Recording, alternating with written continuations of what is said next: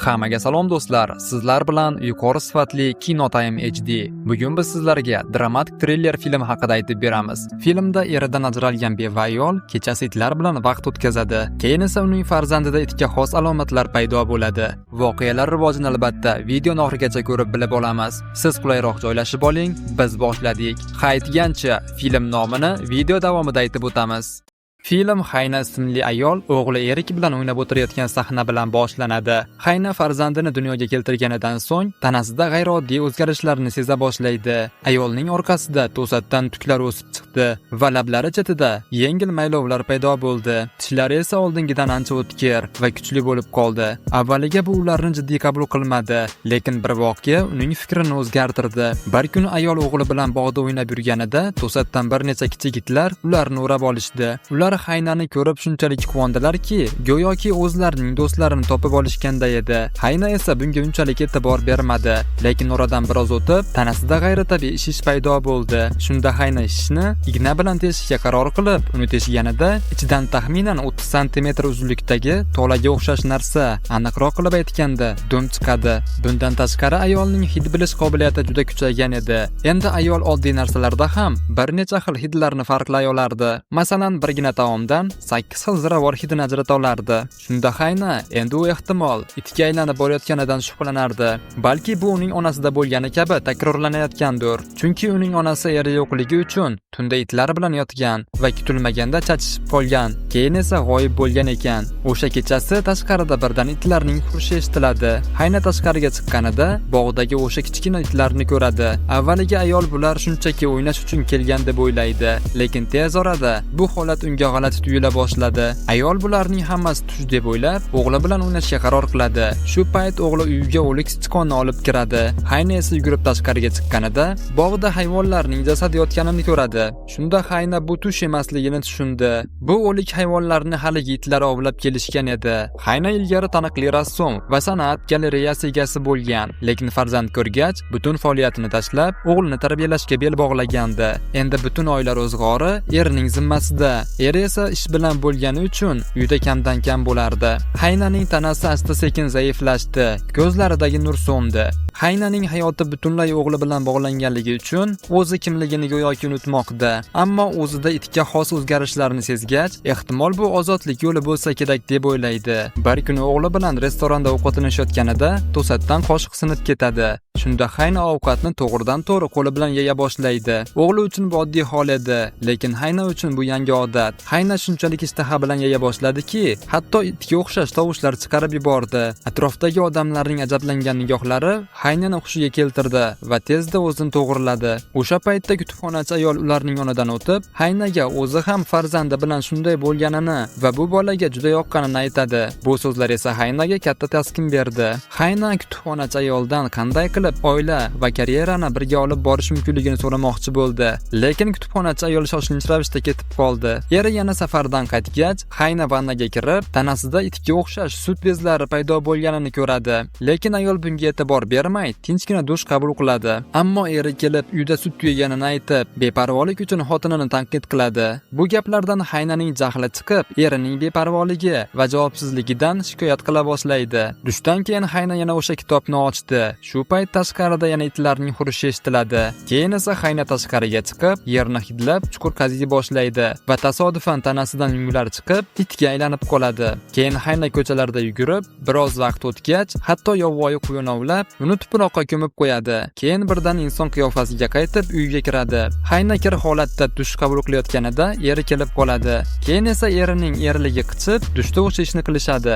Ertasi kuni eri yana safarga ketgach, Hayna yengil nafas oladi. Endi yolg'izlik uni qiynamasdi. U o'g'li bilan it bo'lish o'yinini o'ynaydi. Ular maysada yemaklab ovqatlanib, o'g'li uchun kichik it uyachasini yasab beradi. Bu uyning ichida o'g'li o'zini xavfsiz va xotirjam his qilardi. Nihoyat ayol birinchi marta tinch uxlashni boshladi. bo'ladi. Bir kuni eri ishdan erta kelganida Hayna do'sti bilan san'at ko'rgazmasiga borishga qaror qiladi. U yerda avvalgi tanishlari farzand ko'rgan bo'lsa ham, karyeralarida muvaffaqiyat qozonishgan. Ba'zilari esa uy ishlarida ham yordam beradigan yaxshi erga ega edi. Shunda Hayna o'zini yolg'iz va g'amgin his qiladi. Ovqatlanib o'tirishganida Hayna yegan salat uni noqulay vaziyatga solib qo'yadi. Ma'lum bo'lishicha, endi unga ko'katlari yoqmaydi. Keyin Hayna stol ustidagi burgerni olib, ko'chaga yugurib chiqadi. O'sha kundan boshlab Hayna har kecha tikaylanib, ozodlik lahzalarini yashirincha boshdan kechira boshlaydi va boshqa erkaklar bilan uyining atrofida o'ynaydi. Hayna insonga aylanganida eshik yonida o'lik mushukni ko'radi. Hayna itga aylangan vaqtida itvachchalik qilib, mushukni o'ldirgan ekan. Bu mushukni esa eri juda yoqtirardi. Shunda Hayna uning ozodligi boshqalarga zarar yetkazayotganini tushunadi. Keyin esa eri bo'lgan voqealardan g'azablanib, bu ishlarda xotinini ayblaydi. Bu gaplar esa Haynani battar jahli chiqishiga sabab bo'ldi. Shunda Hayna san'atidan, orzularidan kechganini aytib baqiradi. Eri hech narsa demay jim o'tirardi. Endi eri ham Haynani qanday yolg'iz bo'lganini tushuna boshlagandi. Keyin ular vaqtincha birga yashamaslikka qaror qilishadi. Eri o'g'lini olib uydan ketadi. O'g'il haftaning bir qismini otasi bilan, bir qismini esa onasi bilan o'tkazardi. Hayna o'ziga vaqt ajratib, rasm chizadi, yuguradi, do'stlari bilan ko'rishadi. Asta-sekin Haynaning tanasi ham avvalgi holatga qayta boshladi. Endi unga o'sha kitob kerak emasdi. Eri ham asta-sekin o'zgarib, o'g'li bilan ko'proq vaqt o'tkazishni va uy ishlarini tushuna boshlaydi. Nihoyat Hayna yangi sanoat ko'rgazmasini tashkil qildi. U yerda onalik kurashi va go'zallikni aks ettirdi. Ko'rgazma esa katta e'tibor qozondi. Oradan vaqt o'tib, er-xotin oralaridagi munosabat ham asta-sekin yaxshilandi va ular nihoyat oila va karyerani birga boshqarishni o'rganishdi. Filmda oddiy oiladan chiqqan yosh qiz o'z chiroyi va tanasi orqali qirolichaga aylanib, ko'plab shahzodalari bilan birga yotadi. Voqealar rivojini albatta filmning oxirigacha ko'rib bilib olamiz. Film nomini esa opisaniyada yoki izohlarda topasiz. Ekranga yaxshilab joylashib oling. Biz boshladik. Film Yulan ismli yosh qiz saroyga kelishi bilan boshlanadi. Bu davlatda yosh va chiroyli qizlar imperator uchun o'ynash yoki xotinlikka saroyga keltirilib, tarbiyalanadi. Lekin bu yerda Yulan faqat o'zi emasdi. U bilan birga boshqa qizlar ham saroyga keltiriladi. Lekin yetib kelganlarida Yulan tasodifan aravadan yiqilib tushadi. Qolgan qizlar esa uni mazax qilib, ustidan kulishadi. Aynan shu vaqtda imperator kelib, qizni turishiga yordam beradi va qizning ismini eslab qoladi. Kechkirgach, Yulan nihoyat saroyga joylashib, mushugi bilan hayol surib o'tirardi. Lekin shu payt bir xizmatkor kelib, ertalabki yiqilish tufayli imperator qizni eslab qolganligi sababli uni huzuriga chaqirtirganini aytadi. Yulan o'zini chiroyli ko'rsatishga urinadi, ammo xizmatkor unga saroy odatiga ko'ra ayollar imperator bilan uchrashish uchun yalang'och holda va gilamga o'ralgan holda borishi kerak deydi. Bu vaqtda esa imperatorning kayfiyati buzilgan edi, chunki saroy maslahatchilari Britaniya va Fransiyaga qarshi qo'shimcha askar jo'natishni talab qilishmoqda. Shunda imperator jahl ustida Yulanga tashlanib, alamini qizdan oladi va ko'proq askar kerakmi? Mana senga bir necha milliardlik kuch degan ma'noda qizga o'zining urug'larini hadya etadi, lekin hech qanday avlod qoldirmaslikni buyuradi, ya'ni homilador bo'lishni taqiqlaydi. Hech qanday o'ziga xos yaqinlik yoki mehr bo'lmagan bu aloqadan keyin imperator ham, Yulan ham bu kechadan hech qanday zavq ololmaydi. Natijada Yulan tez orada e'tibordan chetda qoladi. Keyin esa qiz mushugini topib dardlashmoqchi bo'ladi. Ammo uning raqiblari mushugini pishirib yeb qo'yishganini bilib, yuragi yanada eziladi. Qiz saroy hovlisida o'ylanib o'tirganida boshqa bir saroy xonimi kelib, uni ustidan kuladi. Yulan ancha bosiq va janjaldan yiroq edi, lekin qizning masxara qilishiga jim qarab tura olmaydi va soch taqmog'ini olib, o'sha qizga hujum qilib, uni o'ldirib qo'yadi.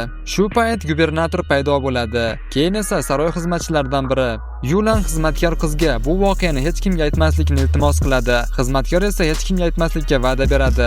Lekin gubernator qizga ishonmay, uni o'ldiradi va Yulanga ko'p gapiradigan til eng xavfli quroldir. Agar yuraging toshdek qattiq bo'lmasa, imperatorning e'tiboriga sazovor bo'la olmaysan. Shunday ekan, iloji boricha chiroyli tobut tanlab qo'y deydi. Gubernatorning bu so'zlari Yulanni larzaga soladi. Shu bilan birga ko'zini ham ochadi. Ketish oldidan erkak Yulanga o'zining maxsus javohirini berib, agar muammoga duch kelsang, men bilan bog'lan deydi. Keyin Yulan imperatorning muhabbatini qozonish uchun katta reja tuzadi. Oila a'zolarimni ko'rgani boraman degan bahona bilan 7 kunlik ta'til oladi.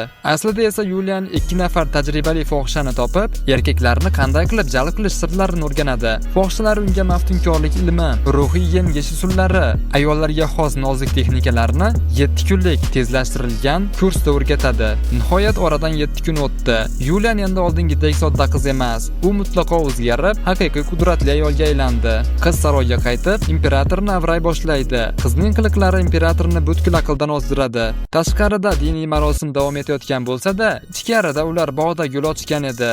Shundan so'ng Yulan saroyni o'z uyi kabi his qilishni boshlaydi. U va imperator birga bo'lishda davom etishadi va tez orada Yulian homilador bo'lib, imperatorga o'g'il tug'adi. Bu esa Yulian uchun kuchli siyosiy karta edi. Shu orqali Yulan oddiy xonimdan ko'tarilib, saroy malikasi, deyarli imperatrisa darajasiga chiqadi. Tunlardan birida imperator uxlab yotganida, Yulan imperatorning libosini kiyib ko'radi. Bu holatni ko'rib uyg'ongan imperator, "Sen meni o'rnimni ko'zlayapsanmi?" deb jahl qiladi. Lekin imperator o'zining ahvoli yomonlashayotganini tushunardi va o'limidan keyin Yulan farzandi orqali hokimiyatni egallaydi va oddiy malikani, ya'ni uning singlisiga xavf tug'diradi degan xayolga boradi. Shunda shahzoda ikki tomonlama yechim topadi. O'g'lini voris qilib tayinlaydi, lekin malikaga, ya'ni singlisiga maxfiy farmon beradi. Kim sizga hurmatsizlik qilsa, bu farmon orqali uni o'ldirish huquqiga egasiz deydi. Yosh vorisga va malikaga bo'ysunish nafaqat Yulian, balki butun saroyga ogohlantirish edi. Nihoyat o'sha kun keldi. Ya'ni shahzoda vafot etdi. Shahzoda o'lgan zahoti 8 nafar katta amaldorlar Yulan bilan o'g'lini va boshqa qarindoshlarini uy qamog'iga olishadi. Bir kuni Yulan ishonchli xizmatkori Anzini chaqirib, qo'lini sindiradi. Keyin qo'lini gipslab, gips ichiga maxfiy xatni yashirib, gubernatorni yordamga chaqirish uchun jo'natadi. Gubernator xatni olgach, iltimosini rad eta olmaydi. Lekin amaldorlar gubernatorni Yulanga yaqinlashishni istashmasdi. Ammo u dafn marosimi uchun kelganini aytib, ichkariga kirishga muvaffaq bo'ladi. Nihoyat gubernator Yulan bilan uchrashdi va qiz uni darhol xonasiga taklif qilib, uni aqldan ozdira boshlaydi. Gubernator ham o'zini tiya olmaydi va bo'lajak imperatrisa bilan jang qiladi. Bu paytda esa imperator dafn qilinmoqda. Tashqarida esa urush ketmoqda. Gubernator o'zining pozitsiyasidan foydalanib, 8 nafar amaldorni jazolab, ularni lavozimidan chetlatadi. Keyin esa Yulian uni birinchi darajali shahzoda deb e'lon qiladi. Keyin saroyni ikkiga bo'lib, siyosatni o'zi boshqara boshlaydi. Shu bilan birga Yulian o'ziga yomon munosabatda bo'lgan odamlar bilan hisob-kitob qiladi. Eng birinchi navbatda mushugini o'ldirgan qizni tiriklayin olovli qozonga soladi. Hammasi bilan hisob-kitob tugagan bo'lsa-da, Yulian hanuz qoniqmaydi. U mukammal hokimiyatni xohlaydi. Kim bilandir bo'lishni emas. Buning yechimi imperator vafotidan oldin qoldirgan farmonni yo'q qilish. U farmon hali ham oddiy malikaning qo'lida edi. Yulian esa farmonni yo'q qilishni istaydi, ammo buni ochiq qila olmaydi. Balki o'zini mehribon qilib ko'rsatib, kichik malika kasal bo'lganida Yulian o'z sonini kesib, dori sifatida berib, kichik malikaga bo'lgan sadoqatini namoyish qiladi. Ammo Yulian bu doriga zahar ham qo'shib qo'ygan edi. Bu qurbonlikni ko'rgan oddiy malika ko'z yoshlari bilan unga ishonadi. Yulian esa yengilgina o'sha farmonni eslatadi. Shunda malika hech qanday yomon niyati bo'lmagani uchun farmonni Yulian ko'z o'ngida yoqib yuboradi. Keyin esa dorini ichib vafot etadi. Endi hech kim Yulianni to'xtata olmaydi. U haqiqiy imperatrisaga aylandi va unga qarshi chiqqan barcha amaldorlarni yo'q qiladi. Film esa shu yerda tugaydi. Shahar hududida infeksiyalanganlar soni ortib borayotganligi sababli yangi askarlar guruhi keladi. Ular tuman xavfsizligini ta'minlash uchun joylashtiriladi. Leytenant Wickham esa bu tumanga boshchilik qiladi va Elizabeth bilan suhbatlashishni boshlaydi. Buni ko'rgan Darcy qizga hech narsa demay u yerdan ketadi. Bal kechasida Elizabeth Wickhamga yaqinlashmoqchi bo'lganida, Collins uning yo'lini to'sib, qiz bilan suhbatlashmoqchi bo'ladi. Keyin Elizabeth Binley bilan uchrashadi va ular g'alati bir tovushni eshitib, eshik ortiga qarashganida xizmatkorlardan biri zombiga aylanganini ko'rishadi.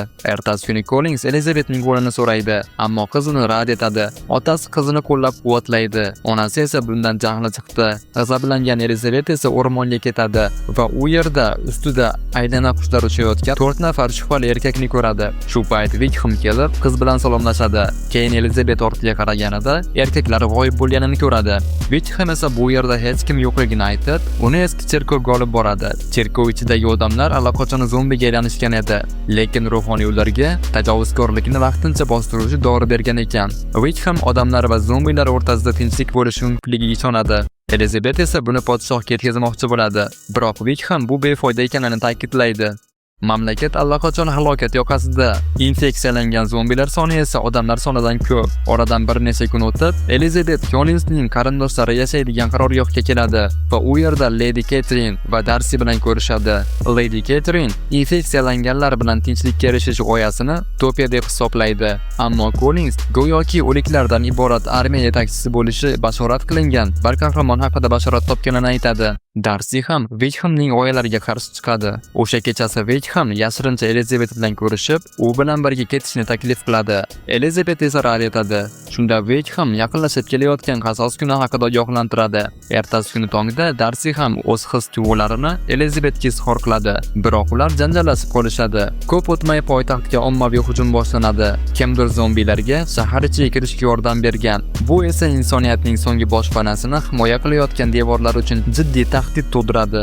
Elizabet opasi bedarak yo'qolganini bilib, bunda Wickhamning qo'li bor deb gumon qiladi. Keyin Catherine Elizabet oldiga kelib, Darcy bilan turmush qurish kerakligini bildiradi. Ammo agar Elizabet birinchi qadamni tashlasa, hammasi hali ham o'zgarishi mumkinligini va Elizabetning oilasini himoya qilishga va'da beradi.